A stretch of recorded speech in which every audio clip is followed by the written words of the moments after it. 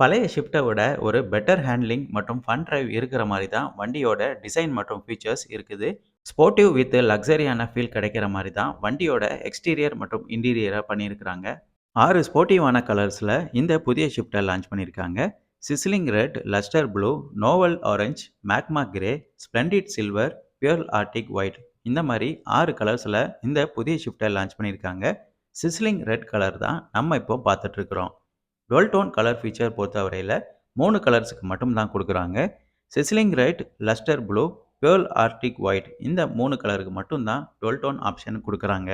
மாருதியோட புதிய ரீஇன்ஜினியரிங் பண்ணப்பட்ட ஒரு Z சீரிஸ் இன்ஜின் தான் இந்த புதிய ஷிஃப்ட்டுக்கு கொடுத்துருக்காங்க.